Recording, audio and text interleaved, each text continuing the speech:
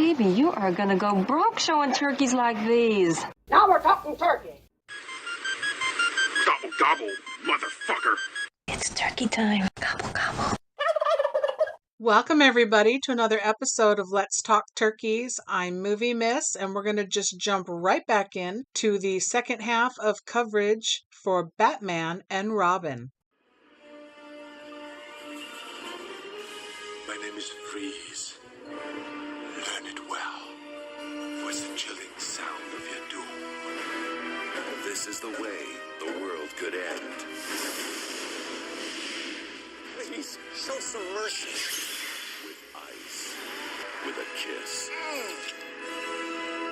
With venom. I probably should have mentioned this.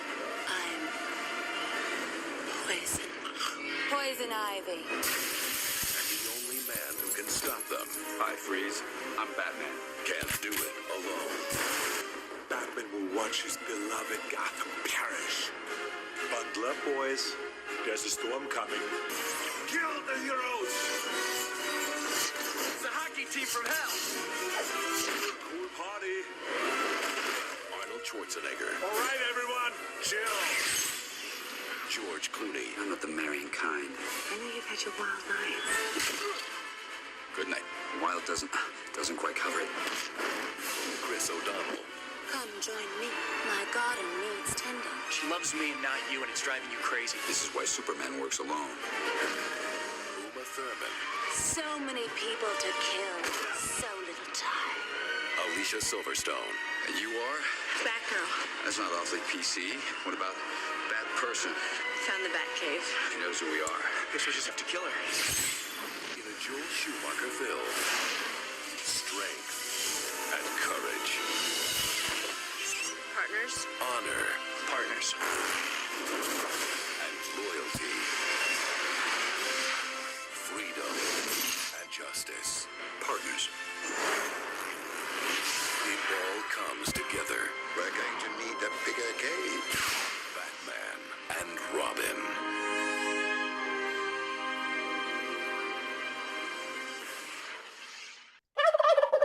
So Dick comes running in and yells, "Freeze has escaped!" And Batman and Robin, Commissioner Gordon, everybody goes to Freeze's lair and they find it empty. Now, my question always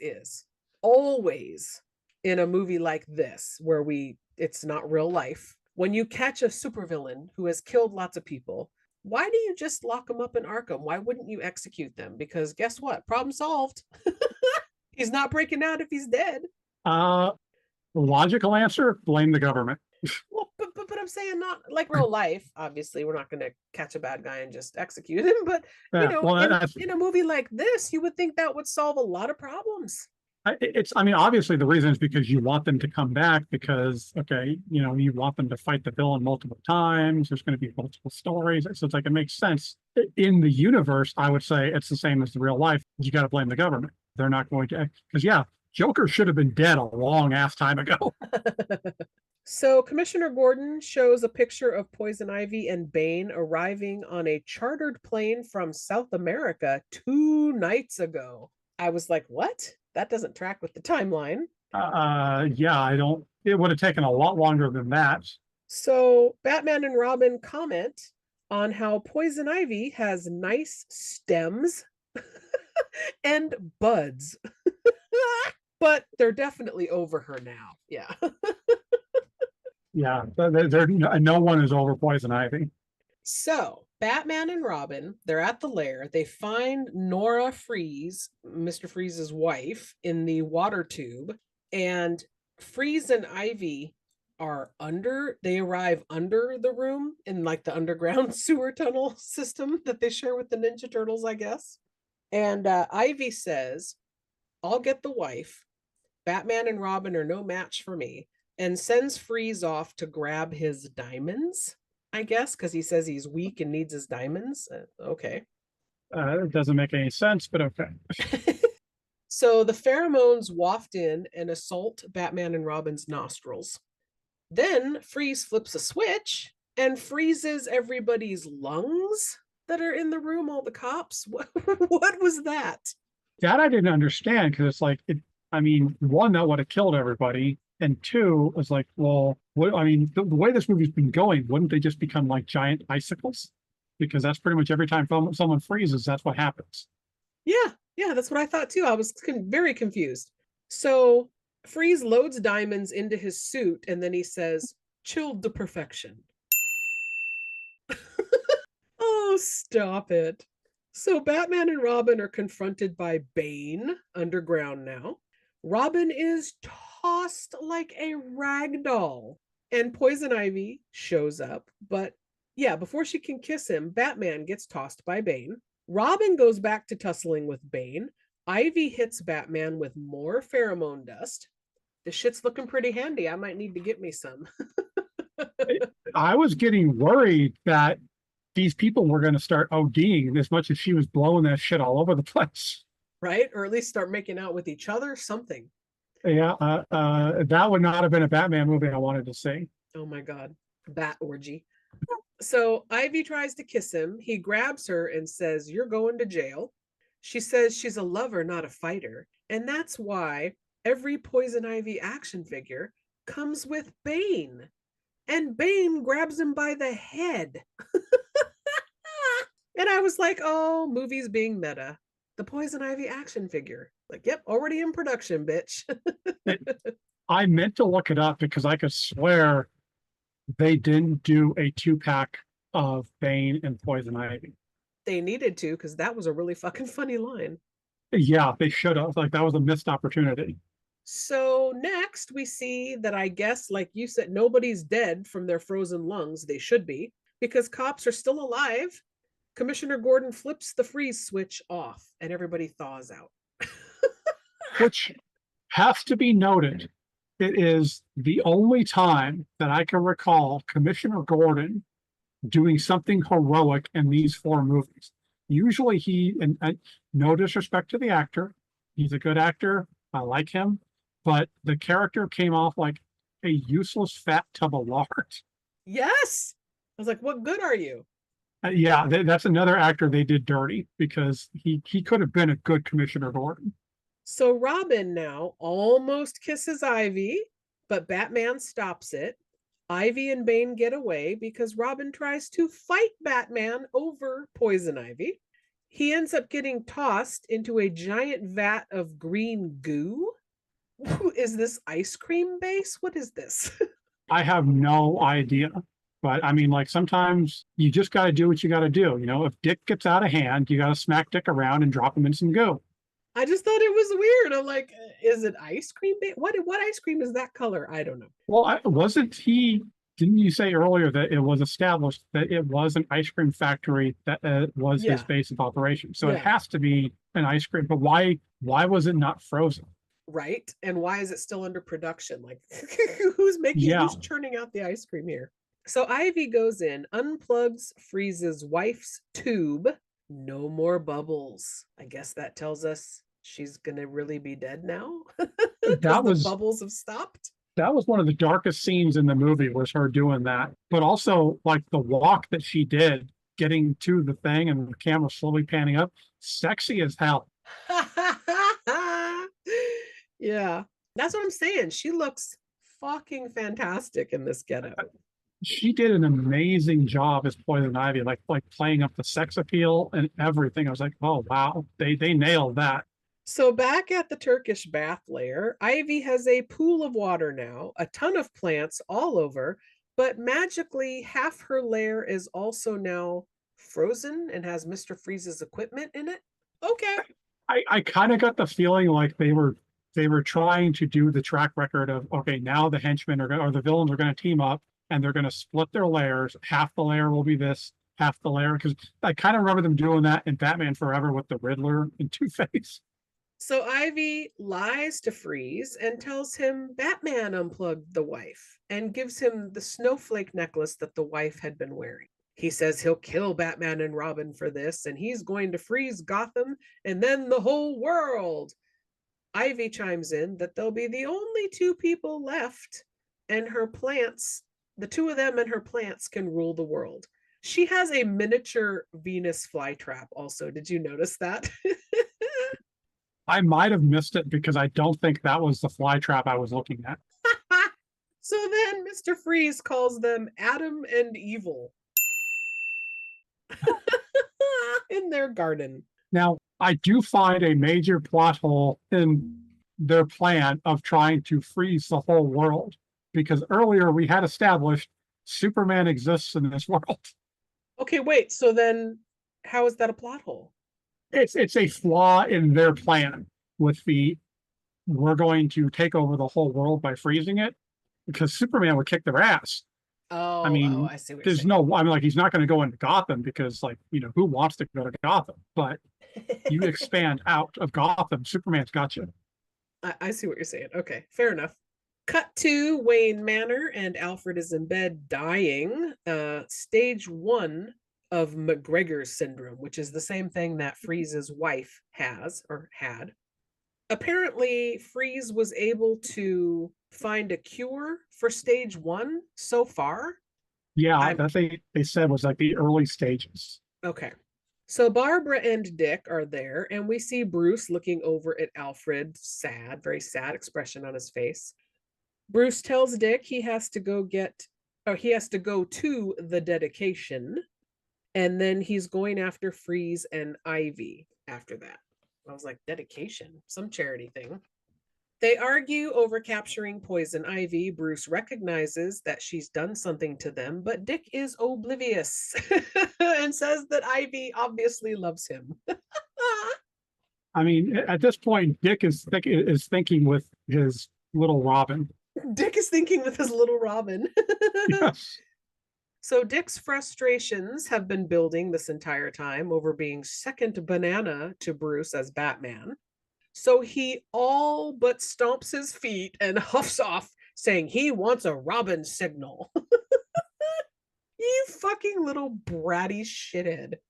The thing that irritates me the most with how fucking whiny he is that, okay, this would make sense if this was the Robin from the comics who's like, like 13, 14 years old or something like that. This motherfucker's gotta be in his almost 30s at this point. So yeah.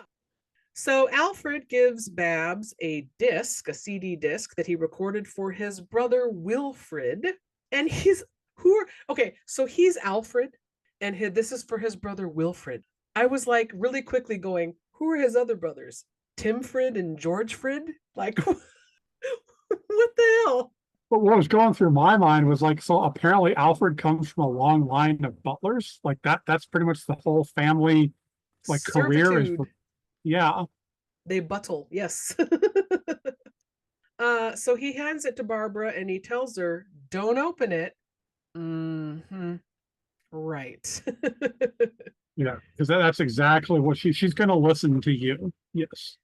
Cut to the observatory again. Is there no other place to hold a charity event in Gotham?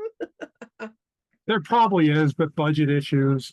Then I realized after I wrote that note, oh, it's about the actual telescope being unveiled that he donated. Oh, okay. So I was laughing because I always pay attention because I was an extra in movies for a time. And so I always pay attention to like extras and background actors.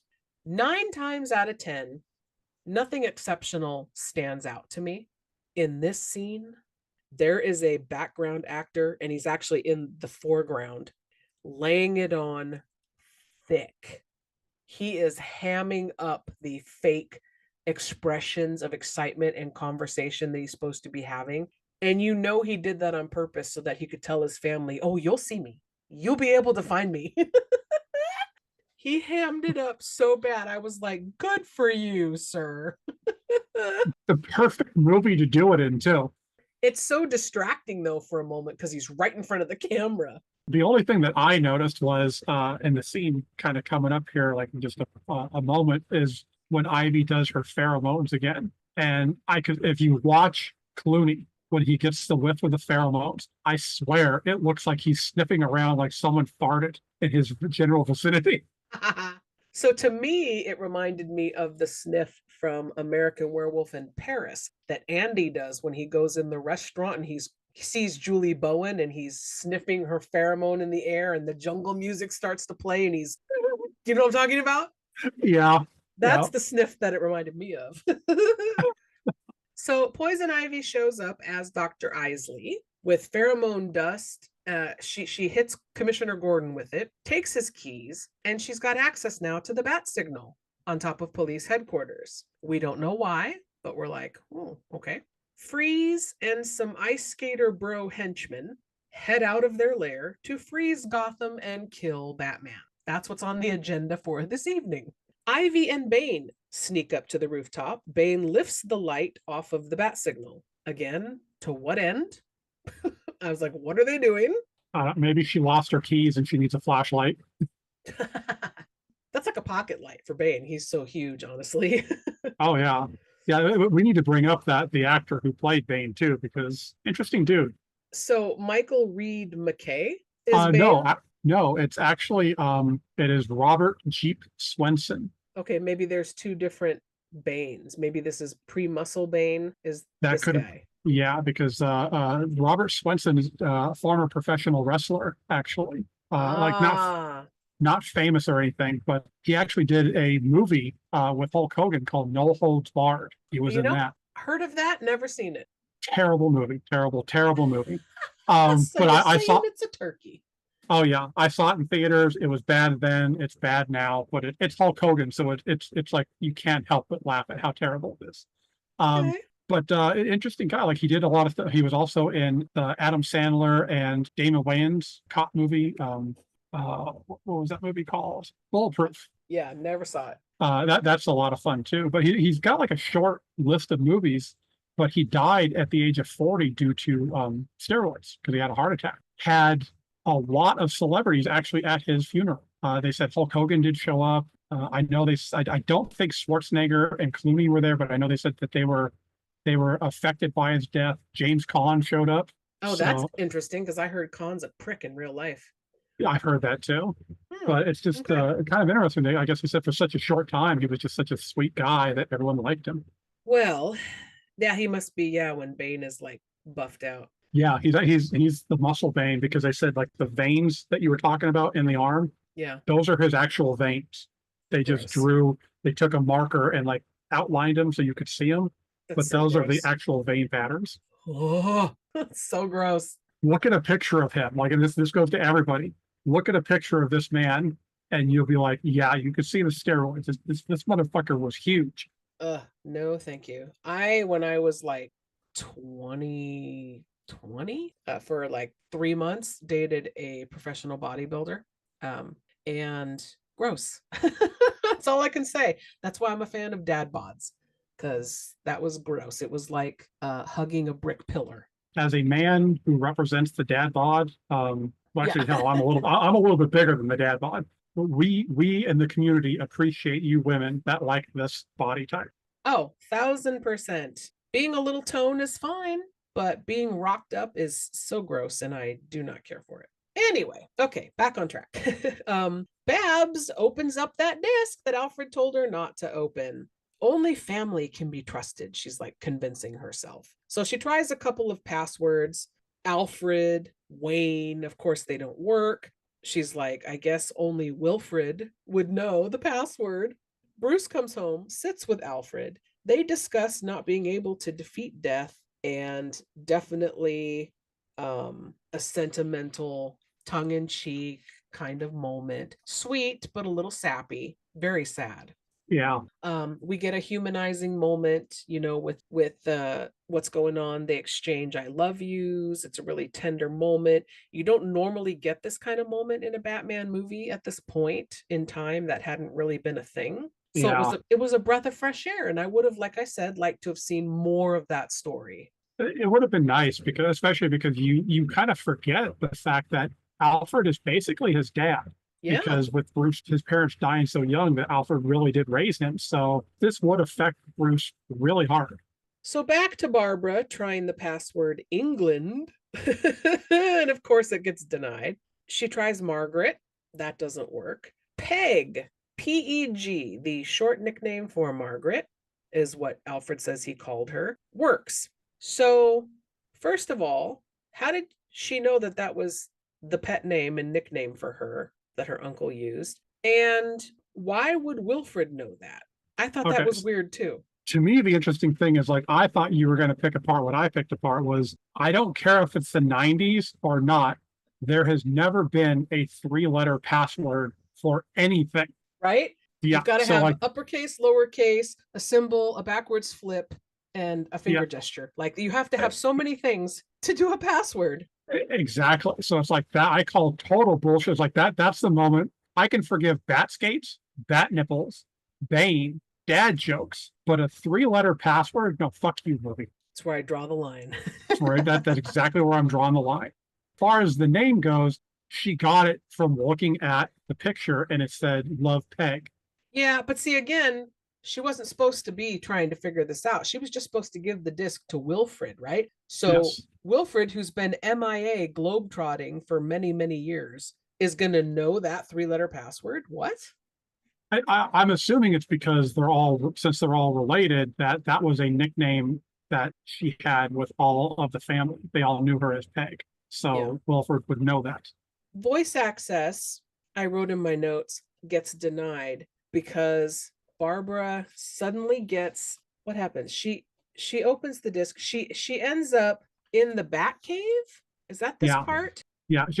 After she gets, I don't know if like they don't actually show her, I think, opening it. They just kind of like go to the scene where she's in the cave.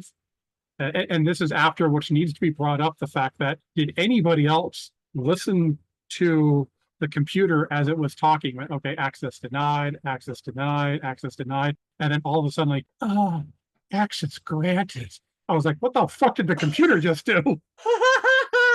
Like it just had a goddamn orgasm on It had an camera. orgasm. I know. I thought that too. I wrote that in my notes. Like, what the fuck is with the sultry computer voice? Maybe that was what the note meant, not the Batcave part yet. I don't know.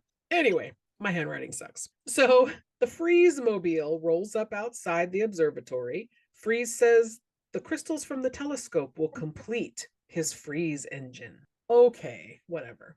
He says to Bane, who is grunting in the back seat, no matter what they tell you, Mr. Bane, it is the size of your gun that counts. And Bane's all, gun.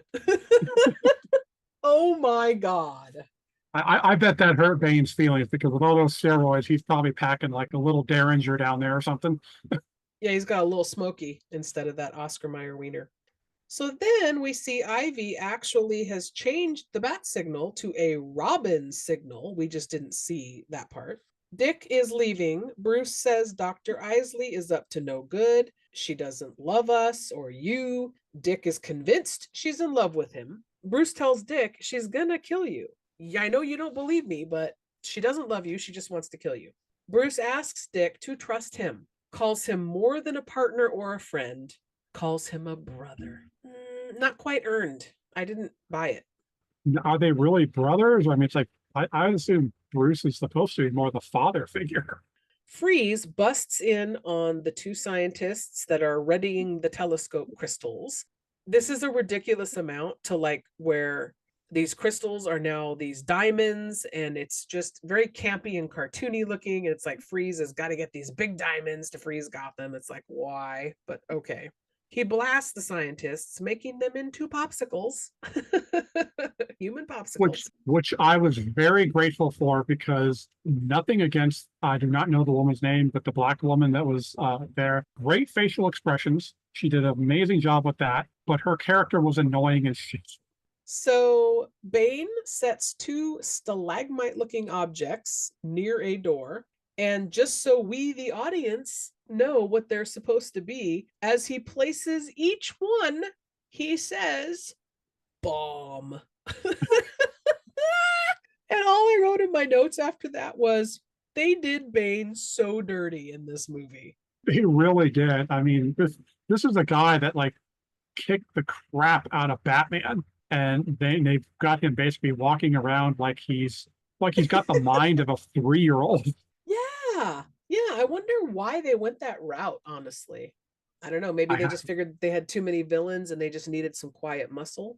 which is like there's so many characters you could have thrown. I mean, like the character himself in the movie, the way he's portrayed is more like a villain from Batman that's also big and muscular called God, I can never pronounce his name. It's like Amy Glad or Amiglad or something. It's a weird name like that, but he's got the mind of a child. That was perfect for this movie. Or even non-recognizable entity, like nondescript big dumb henchman. Like anything could have worked. Why you gotta make him Bane? Like, yeah. Exactly. It was a complete waste of the character. So Freeze magically just knows how to attach his freeze gun to the telescope and the crystals, and he starts it up saying, "Tonight, hell freezes over." Not quite punny, but we'll still make it count. It was one of the weaker puns, but it's the delivery that makes it. It's like when he says the line of "head freezes over," and you're like, That's true. In a movie literally stacked with puns, you notice a bad one because all the rest of them keep coming. yeah. So we join Babs now in the Batcave. She's busted her way down there. It takes way too long for the intruder alert to start going off. Yeah, if this would have been a supervillain, that place would have been wrecked. Yeah. And then we get a video of Alfred, kind of reminding me a little bit of Max Headroom. Yes. It interacts with Barbara because why not? Yes, because he downloaded his consciousness into the computer because this is 1997 and we had the technology to do that. Hey, we can make a freeze suit, so why not? He tells her, he's going to be able to talk to her because of the algorithms and gobbledygook nonsense that he says. And then he says he anticipated she would want to help. So he went ahead and made her a suit. Okay. Because again, why not? And he makes the worst possible suit for her. Mm-hmm. Then we see Robin pulling up on his bike at the Robin signal, which has been moved down to an alleyway in front of the Turkish bath, Ivy's lair. I don't know, my Bane must be real fucking strong. Well, I mean, it is like steroids on steroids. So, I mean, he's pretty strong. So when we got to this point, I'm thinking to myself, I'm pausing it to refresh my snacks because I'm like, how the fuck long have I been sitting here? And I'm thinking, now we're getting to the slam bang finish. Here we go, right? No, there's still a whole fucking 30 minutes left. Yep. I'm like, how is there still a half an hour? How? I gotta give it credit because I watched this in two parts because when you first said we were gonna watch it, I started to watch it, and the moment you said like, oh, we're gonna have to postpone it, I was like, fuck this, I'm taking a break, I'm not watching it no more. Right. So I literally came back for the last about 35 minutes of the movie. I finished watching it, and I gotta say the last 35 minutes goes by pretty quick. But I was questioning, like, what the fuck else could there possibly be than a little, face off between the villains and Batman and the end? Like, what could be 30 fucking minutes? It's the pacing is what throws it off because you know the formula for a Batman. You've got three of them already. So you know the pacing of how everything's going to happen. And they were setting it up for like, okay, this is going to be the big fight. So Robin goes into this lair and we get the big reveal, which again, set design, props to the set design and costume design. Poison Ivy in her lair sitting on her throne of plants. Looks really fucking cool. It's amazing looking, and there's an innuendo there too of like the way it should, because like I think the plant basically opens up and then there she is looking all sexy. I'm like, oh, okay, I know what you were doing there. I know what that was. It was for the kids. Because this is a family movie, don't forget. Yeah, it was for the little boys and girls in the audience that wanted to basically hit puberty. So Robin approaches her and asks if the only green thing about her is her thumb. Gross, you want gangrene pussy? That's what I was gonna say. I was like, I'm not looking for green down there. Yeah, I literally wrote in my notes, groan. Really? So then we get another pun because he says, I want us to be together, but only if you're serious about turning over a new leaf. Oh my God. And Chris O'Donnell, I'm sorry, cannot deliver this well. It's so over the top and tongue in cheek. He almost looks like he's going to laugh. Yeah. He says he wants a sign, and she says, slippery when wet. I want to say that is the moment. Every time I watch the movie, that is the exact moment where my mighty oak begins to grow. Yeah, I cracked up because I forgot she said that atrocious line. And then I went, oh, I use that in real life. So I guess I can't knock it. That's not the first time I ever heard it. It's very common for people to like making sexual innuendos to use it and stuff. It surprised me, and I don't think I caught it at the time when I was a kid. This is a fucking PG-13 movie, and like you just made a pussy joke. Yep. So he tells her he'll kiss her if she tells him her plan. She says her plan is Mr. Freeze is going to freeze Gotham City using the telescope. They kiss, which surprised me. I forgot that they kiss here. He leans back and says, rubber lips are immune to her charms, and he peels off like he's got really bad chapped lips. It's another one of those like 60s Batman moments. Like that's the kind of shit you would have expected Adam West to pull off. Right? Bat lips, like to protect him. I just was like, nope. She shoves him into the water, gets confronted by Batman, but he is easily bested by some vines that come down and grab him and tie him up. That was another disappointing thing about this movie was that in the comics, a lot of the time, Poison Ivy, like even in the cartoon, she can control plants. Right. So this entire time, this is the only scene where you ever get to see it happen. And like that's a disservice to the character. Just then, Barbara, in her new getup, comes crashing down from above and tells Ivy she's about to become compost. It's not a Batman and Robin movie if every single character at least gets one pun in. At least one. Oh, yeah. And they get a lot more than one. Yeah. So then we get girl fight because Babs has to use her skills, which, Ivy has no skills, which tracks because she was a scientist. Yes. But where did Barbara get all these skills? Boarding school, have a karate class? Like what? That's like one line in the entire movie could have given us an explanation of all this. Oh, yes, I was, good grades. If I'm very smart, a lot of athletic stuff. Just give us one little explanation as to how she could do this. That's the number one thing that bothers. The number two thing that bothers me is how the fuck is she going to fight in high heels? Yeah. Well, most superhero women pull that off with boots or heels. It's tropey. It's what they do. Oh, it is, but it's like now that I've gotten older and stuff, it's like now that I'm not like looking at the, scantily clad asses and tits hanging out of costumes and stuff, I'm starting to notice, yeah, that doesn't track. You can't fight in high heels like that. It's not practical. I know. Thank God you're on that side now. You're on that side of it. Well, I'm on the side of I will point it out and say that doesn't work. I'm not going to say I still enjoy looking. You appreciate it. Yeah, exactly. Oh, yes. So they're girl fighting, and basically Ivy winds up back falling into her plant throne and screams as the leaves close in on her. It makes no sense. That is the worst villain defeating I've ever seen in my entire life. Defeating, as villain defeatings go. That's how bad it was that I'm not even going to come up with anything clever. I'm not going to use proper terminology. I'm going to Batman and Robin this shit and just throw out whatever comes to mind. Right, it's what the screenwriter did.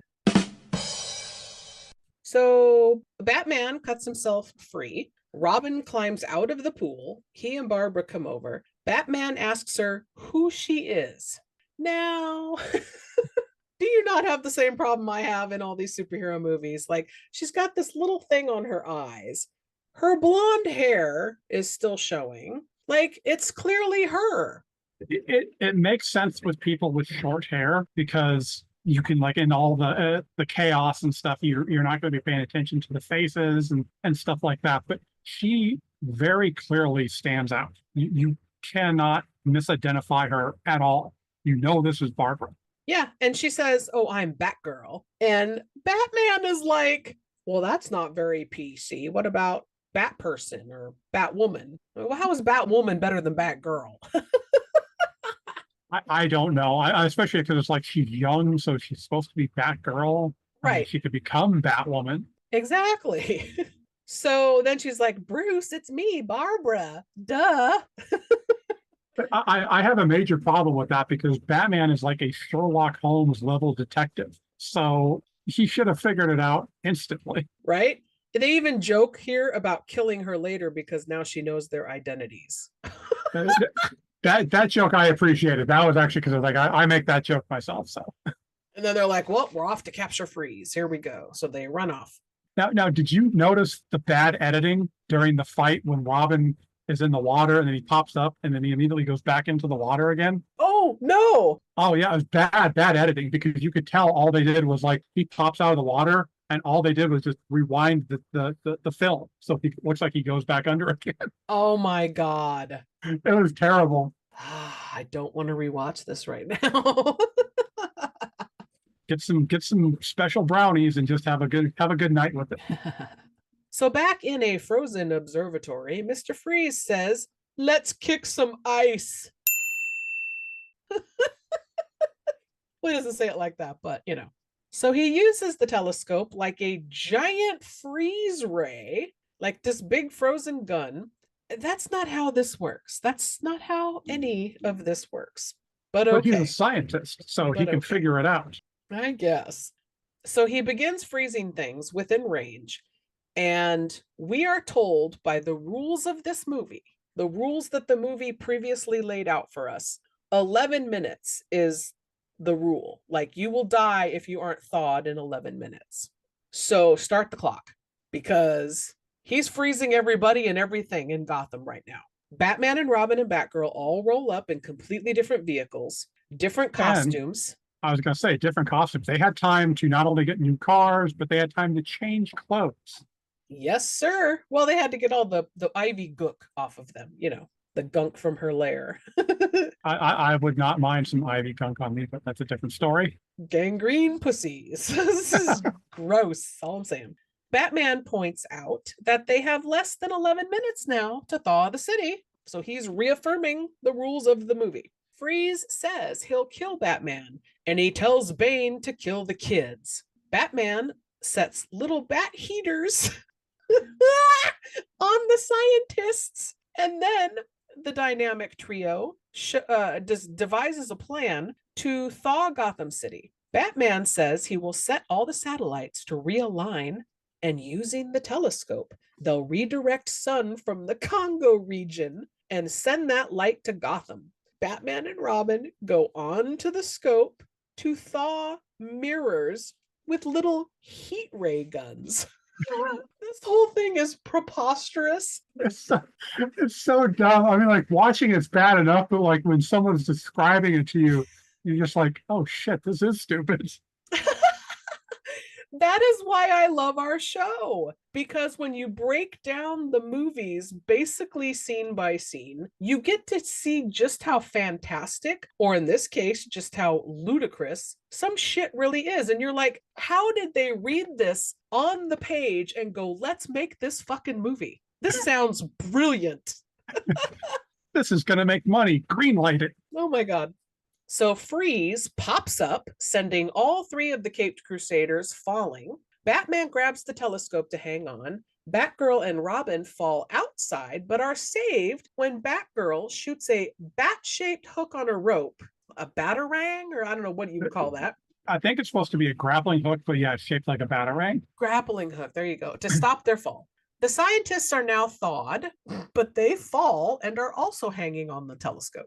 Batman knocks Freeze over. They fight. Fist fight. Why? I don't know, but I did know I caught something that made me laugh like harder than it should have made me laugh. I felt bad for laughing at this dumb comparison. Okay. But it was like during the fight, Freeze goes for a punch or something and misses, and he gets angry. And he like slams his fists onto the rail. I swear up and down, it just sent vibes throughout my entire body. He's acting like Herman Munster. Oh my God, I can see that. You're right.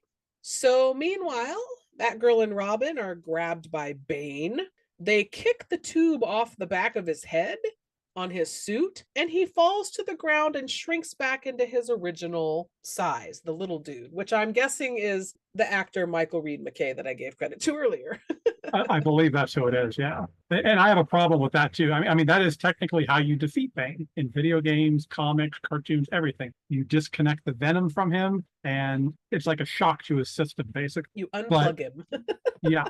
But he does not shrink. Oh, okay. So Batman sticks a little bat heater onto Freeze and says, "The heat is on." Oh my God. And he kicks him off the ledge, and the freeze gun also falls and breaks apart. Batman, instead of helping the scientists, asks them if they're okay. Hang in there. He sets the coordinates, and of course, the sun gets reflected and Gotham starts to thaw. Freeze sets off his bombs inside the observatory. They start to explode, and the telescope falls and takes out half of the observatory, at least. Who's paying for that? I was kind of surprised, like, more people didn't die, because I mean, like, there was probably people on the ground there, so that shit's fallen. There should be some dead bodies in here. So Batman and the scientists fall, but Batman saves them all with his utility tool of choice off his belt. He bounces back like a fucking bungee cord and takes Batgirl and Robin back up with him. It's so bad. It's so bad. Gotham is still frozen. So at this point, Barbara is suddenly also a computer genius because she is able to use busted equipment that she's never seen before to redirect satellites so they shine the rays directly onto Gotham. That actually tracks because Barbara Gordon is incredibly smart in the yeah, no, like in the comics, she's very, very intelligent. Like she, obviously she paralyzed by the Joker, goes on to become Oracle. So technology-wise, that makes sense with Barbara. They actually kept that from the comic book character. I appreciate that. But it made no sense because up until this point, that has been nowhere to be found. True. I mean, the movie never showed it, but like us comic book fans, we appreciated it. So we get random shots of people thawing out in Gotham and a phone booth, which I thought was weird. A shot where this dude looks like J. Jonah Jameson or whatever his name is. Yeah, I couldn't figure out who the hell that guy was supposed to be. We get a shot of a dog thawing out, and I thought, thank God the dog lived. Yay. Batman shows Freeze a recording, how, of the moment that Poison Ivy told him she killed Freeze's wife. How does he have a recording of that? Nothing? You got nothing for me? The only thing I can figure is that maybe he's like that actor who played Hogan in Hogan's Heroes. He just records everything. That's a dark joke, people. Look that shit up. That's a dark fucking joke. So he tells Freeze they found her, they restored her, and she's still suspended alive. What? Whatever. Fine. So Batman tells Freeze he needs the cure for stage 1 McGregor syndrome, and he begs Freeze to help him. Freeze happens to have the icy blue colored liquid vial up his sleeve, literally. He tells Batman, take 2 of these and call me in the morning. I know you had to work another fucking pun in there, screenwriter, but that one made no sense. It kind of does. I mean, like he's technically like considered a doctor because he's handing him a single vial that's not for him. So he's not taking 2, and he's not calling Freeze in the morning. No, he did hand him 2. In any event, I didn't find it punny. But you're very hard to please, though. No, I'm not. Ask my husband. I mean, when it comes to jokes. So Batman says Freeze is going to Arkham, and they'll have his wife moved there to the lab, and he can continue his research while locked up. I mean, if you're going to do that and you don't really want the risk of him escaping, I suppose that's the smartest thing to do, is to put his wife there and give him a lab. I mean, who's paying for that? The city? Or the taxes? Bruce Wayne. Yeah, I was saying Gotham's paying taxes so he can work on research for his wife. Well, I mean, that is a damn good investment, though, because I would happily pay for the taxes to keep Mr. Freeze in prison instead of out freezing Especially with those shitty icicles. I mean, you saw the icicles on the car when the cop gets out of the frozen vehicle, and they're Yeah. all just kind of like bouncing like they're fucking rubber. And also, apparently, McGregor's syndrome isn't just his wife or Alfred. Like, apparently, it's a thing in the world, and if he can cure it, okay, fine. All right, I see a little bit of worth there, a little bit of value. So Bruce, Dick, and Barbara start giving the medication to Alfred, and they say they hope it works. Cut to Ivy in Arkham, still alive. This is where it's extremely noticeable that her theme music is a very heavy noir femme fatale score. Like, if you hadn't noticed it throughout the entire movie, this scene, it's very noticeable, and I love it. Yeah, well, apparently that's one of the reasons she wanted to play the character, because she liked the opportunity of being able to play a femme fatale. Yeah, I really, really like it. So Freeze pops up in her cell and tells her, prepare for a bitter harvest. Winter has come at last. We get 2 for the price of 1 there. I had a problem with that scene because of the fact that where he said, say hello to your new cellmate. Like, where the hell was she that she did not notice Mr. Yeah. Freeze being brought in? Yeah, no, I know, especially because he has to have that cold temperature to keep him alive. So we cut away now to Wayne Manor. The living room is in shambles. Barbara's on the couch. Dick is sprawled out. Bruce is pacing.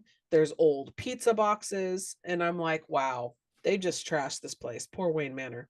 Alfred comes down in his robe looking very improved and remarks on the state of disarray. Oh, Alfred. You're clearly feeling plucky. Oh yes, so that would have been the perfect moment to have that, like, freeze frame and then credits with like the happy music. Days go by. Like It's a like, what the fuck sitcom. is this? Oh my God. So Dick tells Bruce he has one question.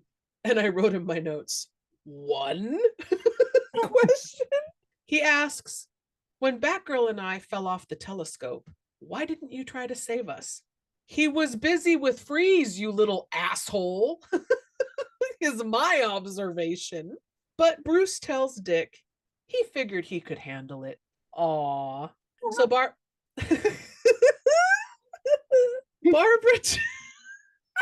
I can't talk when you're laughing so much. I can't help it. That one got me with the. Oh my God. Okay. Barbara chimes in. Don't forget that she kicked Ivy's butt and she's so proud of herself. But Bruce squashes that moment by telling Barbara she has to go back to school. She doesn't get to stick around and continue being Batgirl. Dick tells him, you're not going to win this argument. It's like, what?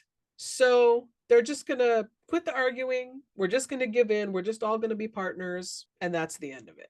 It's like, really? Crime fighting? I think Batman gets a say in that. Well, plus it's like, okay, this is a pussified version of Batman. Let's face it. If it was real Batman, one look, and it would have been like, yeah, I'm going back to school. I'll join military school, whatever it is. Just you tell me and I'll do it.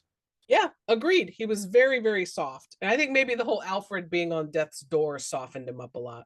So after all of this, they decide to be partners. Alfred says, well, we're going to need a bigger cave. No, you're really not. So they put their hands in the air for an all for one for all type of moment. And then we cut to a shot of just the bat signal light, the box. We get Batman, Robin, and Batgirl all coming into frame, running in the shadows toward the camera. It's actually a really cool shot, visibly. It's how they ended Batman Forever with just Batman and Robin. But this is all 3 of them running toward the camera, fade to black, roll credits, the end. And that is Batman and Robin. My questions were, what the fuck happened to Julie? I guess they broke it off. I mean, she was never around, so I'm assuming so. And what happened to Miss B. Haven? We saw her for one scene. I guess she decided Freeze was a no-go and went elsewhere. I mean, if all she was looking for was just getting laid, then yeah, she went for another villain. So watching the credits, I noticed that Dr. Freeze hairstylist and Nora Freeze principal popsicle look was Rick Baker. I thought that was interesting. Oh, yeah, that's actually kind of cool. I did not know that. And apparently, there are official names for the vehicles in this movie. We had the Freeze Mobile, the Redbird, the Bat Hammer, the Bat Skiff, and the Bat Cycle. What else did I see in the credits? Oh, I did notice that they used a lot of miniatures, models, and matte paintings along with the CGI and practical effects. So really, they had a little bit of everything. This was like that sweet spot in time for movie making where they were incorporating everything they could. Oh yeah. No, that's the problem is it's like it was a perfect storm of it should have worked beautifully. This should have been like one of the best Batman movies. Yeah. So the last thing I noticed in the credits, of course, which I thought too was weird, at the very end of the credits, we end with the title card again, which I guess if you forgot what movie you'd been watching, how could you? It had to remind you of like, oh, by the way, you're watching Batman and Robin. Thank you, movie. I blacked out for 2.5 fucking hours. Thanks for reminding me. Right? Longest fucking movie ever. So it did say in the credits at the very end, scenes in which animals appear to be in jeopardy were simulated. Well, thank God for that. I don't think we need that to be in movies anymore. I mean, we all already know that. Yeah, I really am entertained by the wording. All the time, movies surprise me with how they word shit in the credits. All right, was there anything else you wanted to touch on before we jump to 3 questions? There is 2 things I wanted to bring up. One, I have to be the one to complain about it. Arkham Asylum is a horrible, horrible place. I mean, look at the conditions these people are living in. I don't care how many people. Yeah, it's like it's like they're in like a dungeon or something out in Germany. It's like, what the hell? This is terrible. My other problem I had was there, like, I think it was during the scene when they were talking to Freeze, and then you see Batgirl right next to Robin, like side by side, basically. And I felt it was a huge travesty of justice that Robin's tits look bigger than Batgirl's. It's all in the suit, baby. I mean, they really did Alicia Silverstone dirty, man. I mean, no bat nipples, small bat tits. Okay, fair enough. Fair enough. All right, you want to jump to 3 questions? Yes, I'm very curious to see what these are going to be. Okay. Question 1. I was calling these the core 4. We've got Batman with Michael Keaton, Batman Returns with Michael Keaton, Batman Forever with Val Kilmer, and Batman and Robin with George Clooney. Now, out of these 4 Batman movies, just using these 4, because in 1997, this is all we knew, how do you rank these favorite to least favorite? If we're going 89 Batman, then Returns, Forever, and Batman and Robin. How do you rank them? Rewatchability, enjoyability, your favorite to least favorite? I tend to watch the Burton films more than the Schumacher films, but if you're going to go off of what the better one is, I would go. That's what I'm asking. Enjoyability for you, rewatchability. I'd probably go Batman Returns first, Batman Forever second, Batman third, and Batman and Robin fourth. Interesting. So we slightly vary on that. Okay. So why is Batman Returns your favorite on this list? I really liked because that one like really blended the darkness with the campiness very well. So it kind of gave like a unique style to Batman. I like Michelle Pfeiffer as Catwoman. I thought she, up until Anne Hathaway, I thought she did a great job, was the best Catwoman in the movies. Danny DeVito was actually entertaining as the Penguin. I mean, they got everything wrong, but it was actually entertaining. So just that movie worked. Great characters. Something about it just, for me, was very enjoyable. And plus, I consider it a Christmas movie because it kind of revolves around Christmas. And there's snow. And if snow appears, it's a Christmas movie. Okay, so 2 words. Christopher Walken. That was the other thing I was going to say. You've got Christopher Walken, who does a really good job playing a creepy guy. Always. It was a lot more fun than you expect. And then fucking penguins with missiles. Penguins with fucking missiles. It's that like is amazing. sharks with lasers. Yeah. Exactly. Animals and dangerous technology should always go together in movies. you cannot go wrong with doing something like that. All right. So for me, I put the original Batman first because it's the OG and Jack Nicholson. My second one is actually Batman Forever because I love Jim Carrey and Tommy Lee Jones and the colorfulness and the campiness. And Val Kilmer, man, the only sore thumb in that movie to me is Nicole Kidman. I do I'd not agree with need, that. yeah, I do not need Dr. Chase Meridian obsessed with Batman. No, thank you. So for me, it's Batman, then Forever, then Returns, and then Batman and Robin last. So we're a little varied, little variance there. I want to put the OG Batman higher, but what hurts that one to me is that it is basically a Joker movie. It's more focused on the Joker than it is Batman. And basically Jack Nicholson, even though I know everyone loves him, it's like Jack Nicholson was playing Jack Nicholson. That wasn't the Joker. That was just Jack. And I'm going to say that that is why I loved it, because I love unhinged, creepy Jack. That's one argument people make about The Shining. They're like, The Shining is supposed to be the descent of a man into madness. When you first meet Nicholson in that movie, he's crazy Nicholson. Like there's no descent. No, it's I watched both Shining, the original like movie, and then the TV movie with Steven Weber. And I felt so good. If you could combine those two movies of Steven Weber as the dad and then Nicholson comes in as the crazy dad, perfect. Right. So that is why I love Batman, is because I like unhinged Nicholson. But let's move on to Batmans themselves. Out of those movies only, we've got Keaton, Kilmer, and Clooney. Who is your favorite Batman? In order, it goes basically that: Keaton, Kilmer, and Clooney. So I'm Kilmer, Clooney, Keaton. Keaton is actually my least favorite Batman of the three. My husband always says, you don't cast Batman, you cast Bruce Wayne. So I think Val Kilmer and George Clooney are the suavest, most sophisticated, classy looking Bruce Waynes. And Michael Keaton comes off as like, he just got off the night shift somewhere, like to the reason, electrician or a plumber. Like I don't get Bruce Wayne millionaire from him. If you're gonna go off of like of those four, like who played Bruce Wayne the best, it was Clooney. I disagree heavily on Kilmer. Kilmer was just too young. He did not look like Bruce Wayne. He did not look like Batman. But I mean, he did a good job, but he just did not pull it off. Sir, I know you don't look at this because you don't swing that way, but when men are in Batman getups like that, I'm always looking at their lips because it's pretty much the only part of their face that isn't obscured with black face paint. And Val Kilmer has the best Batman lips of all the Batman. Sorry.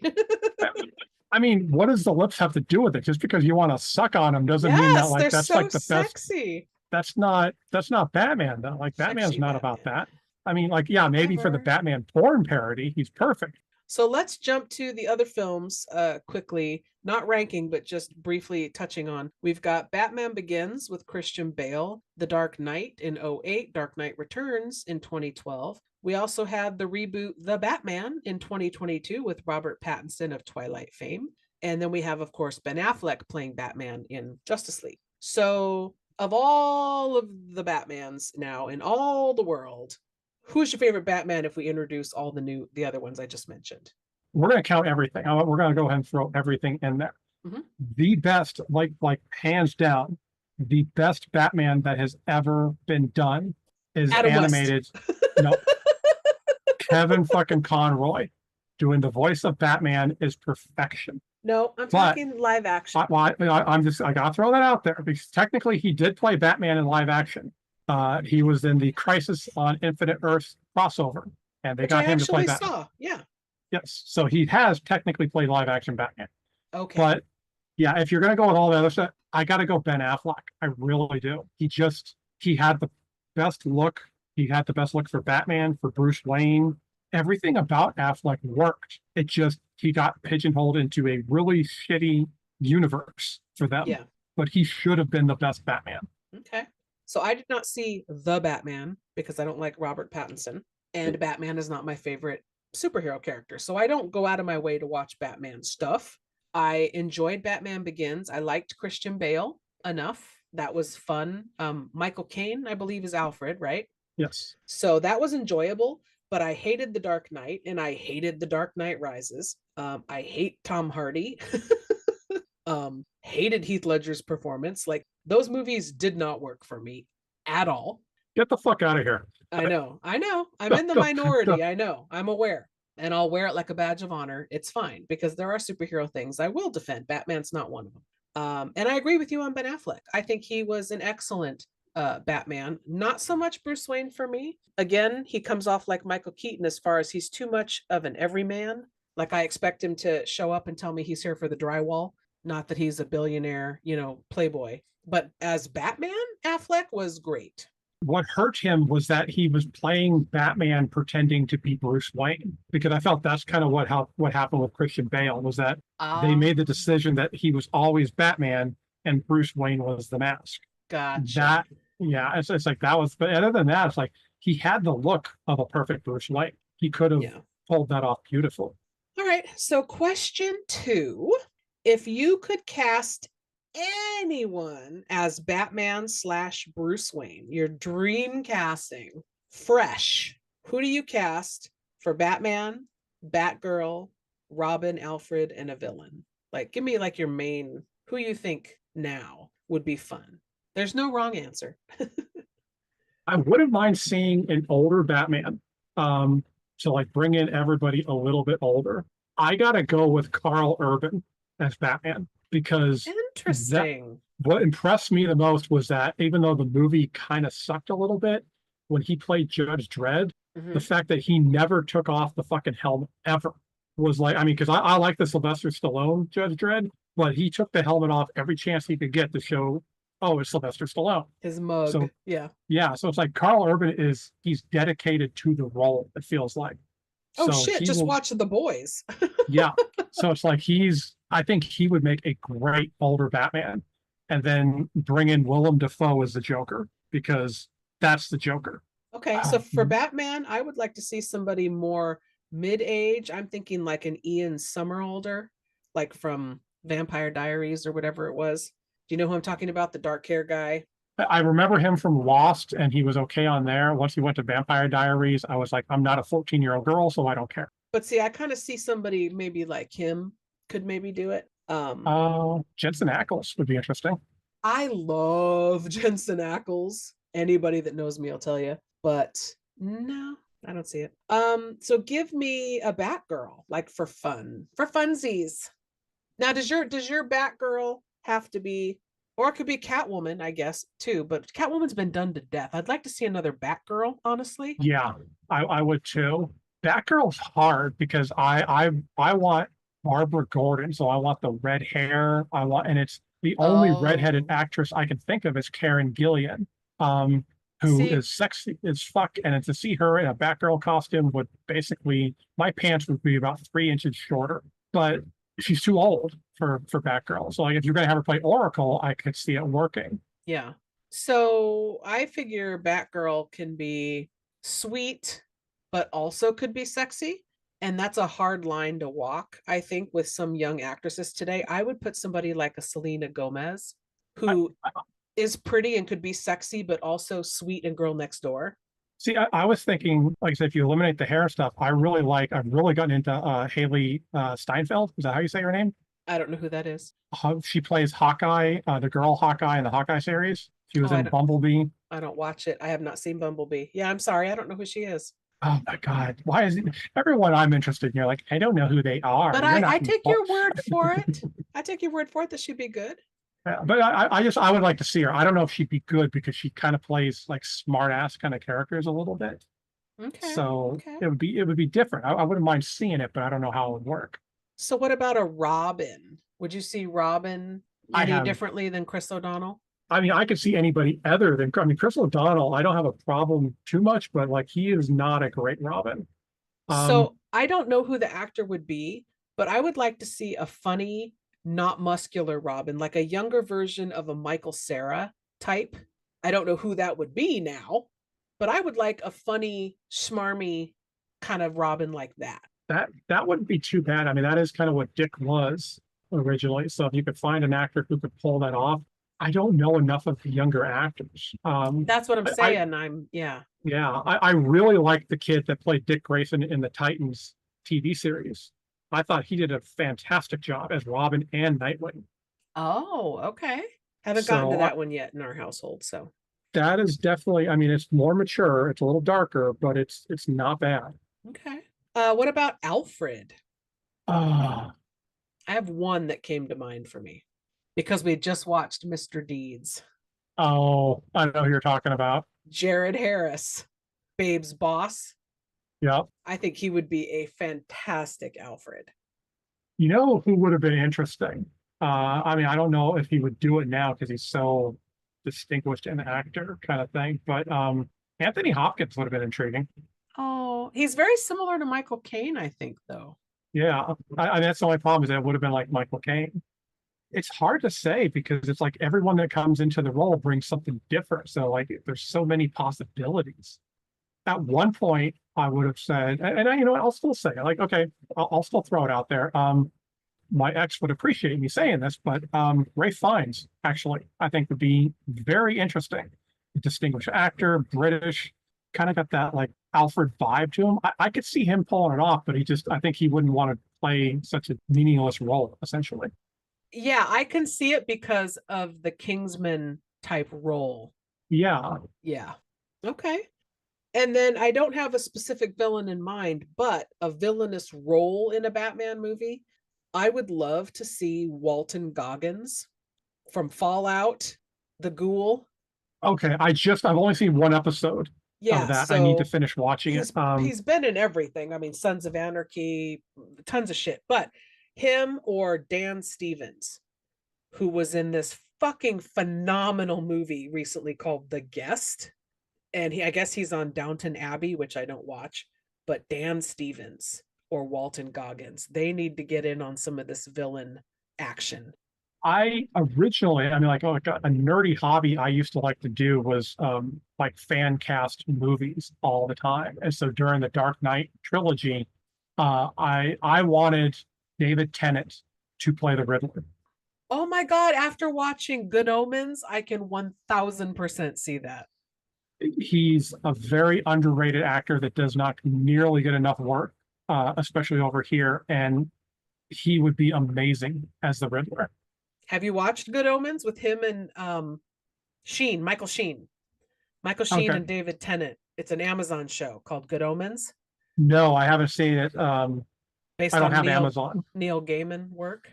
Yeah, I think it was Neil Gaiman and Terry Pratchett, if I remember Yeah, correctly. it's fucking Uh, phenomenal. It's a great I- watch. I need to check it out because it's one of the few roles of his I haven't seen. I mean, he was fucking amazing on Jessica Jones as the Purple Man. Like that was hands down like the best villain in the Marvel universe. Nice. Yeah, I haven't seen him in much of anything. I don't watch Doctor Who. I don't really watch a bunch of stuff that he's been in. So when I watched all of Good Omens, I think there's 2 seasons so far, I was blown away how much I loved him. He's so good. He really is. Yeah. I mean, like that's what got me into Doctor Who was him. All right, question 3. Speaking of villains, let's segue. Who is a Batman villain you would have liked to have seen done in this Schumacher campy fun world of Batman? Who would have been a villain that could have been fun here? Hmm. So one that I thought of with the help of Mike, my husband, we were talking about it. It would have been fun if you leave in Mr. Freeze and have an opposing fire and ice situation and bring in like Firefly, which I guess That could have been is a fascinating. pyro character, like have a whole fire and ice vibe. I think that could have been really fun, and they didn't think of that at all, I guess. Yeah, that actually would have been a lot of fun. I'm going to go with like the D-list characters, and I think it would be interesting to see characters like Kite Man, Condiment King, Crazy Quilt, like bring in these like Are you D-list. making these up? No, I am not making it. This is like the shit from the fucking 60s, from like Oh that my era of God. Batman. These I are could actual Batman villains. I could swear you were pulling these out of your ass. Condiment dude. Like, what? Yeah, no, Condiment King is an actual villain. Kite Man's an actual villain. In fact, everyone should know Kite Man from the Harley Quinn animated series on HBO. He appears on that, and he's Mike awesome. does. He watches that. Yeah. Yeah. Okay. Uh, Okay. Crazy Quilt has never made an appearance in anything that I know of. Well, because it sounds like such an amazing villain. It's yeah, I mean, like I said, this was literally coming out of like the 50s, Yeah, that was 60s era. sarcasm. Yeah. They were bad villains, bad. Well, one I thought would be fun too was, I believe it was the Suicide Squad movie, maybe the first one, Killer Croc. I would love a actual serious version of Killer Croc. He is one of my favorite Batman villains. Now, see, I don't want And a serious version. I thought that could have been a fun practical effect costume they could have camped the fuck out of for a Schumacher version. I would have probably slit my wrists in the theater. You would have been so mad. I would have been so pissed. Well, see, I Oh. wasn't looking at it from the perspective of loving the comics and stuff and authenticity of the characters. I was just thinking, what would be fun visually in the Schumacher land? And I thought, well, that'd be a hoot to see that costume. Mad Hatter would have been interesting. Oh, Mad Hatter was so well portrayed on Gotham, though. Oh my gosh. And they did a good job on a lot of the characters in Gotham. They did. I was obsessed with that show, even though I don't really love Batman. Yeah. All right. Well, that is going to wrap up our coverage on 1997's Batman and Robin. Thank you so much for enduring this mega hour trek. I don't even know how long we've been recording. We've been on here for a long time. I was hoping to get off a little bit early and play my video game before I had to go do stuff, but You wanted to get off, but Dick wouldn't let you. We had to stay here and keep talking about Dick. I mean, like when Dick needs attention, Dick has got to get attention. That's just the way it works, you know? If anybody out there wants to watch Batman and Robin, at the time of this recording, it was available on Amazon Prime, free with your subscription. You can also I don't know why I always tell everybody on every episode where to find movies. You know what, guys? Google. That's exactly what I did. That's exactly what you can do. Go to Google and look it up, where to watch Batman and Robin. I mean, by the time that this comes out, it's like, who knows where it's going to be. They keep pulling shit left and right. So, you know, just go to a fucking like thrift store and like pick it up for like $1. Yeah. Dollar bin. I feel like that's Exactly. spending 99 cents too much. All right. Well, I want to thank you, sir, for joining me. I very much appreciate your time, as always. Not a problem. I'm glad I could be here. I'm a little disappointed that I don't have a sponsor for us this week. I couldn't find one. So, well, what about Mr. Freeze's, icy pops or whatever the fuck they were selling out of that ice cream shop? I mean, I guess we could like see if they want to sponsor us. But I don't know if I would feel comfortable getting a sponsor from a company that like #1 selling product is golden shower popsicles. Gross. Little weird. Oh my God. Between that and all the dick talk and ice cube turds in a bucket, I feel like we've really outdone ourselves with this episode. We went hard on the dirty puns because they couldn't go there, but we could. So many puns. All right. Thank you, everyone, for listening. Stay tuned because there are more episodes forthcoming. And until next time, goodbye. Poison. Poison ivy.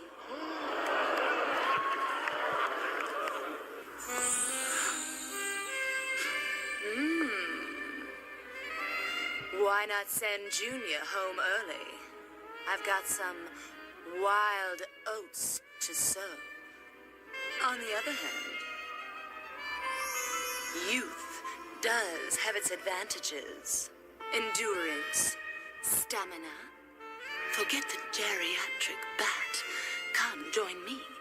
My garden needs tending. Hey listeners, Drive-In Dave here saying we know you have a lot of options when it comes to podcasts, so we want to thank you so much for listening to ours. Please be sure to follow us on all your social media platforms. Join us in the Bad Movie Conversation. We're on Facebook with a Let's Talk Turkeys page, as well as a discussion group where you can chat with other people who also love bad movies. We're also on Instagram at Let's Talk Turkeys, all one word. Plus, we're on Twitter with the handle @Gobble Podcast. That's GOBBLEPODCAST. And of course, you can always email us direct at Let's Talk Turkeys, all one word, @yahoo.com. You're still here? It's over. Go home. Go.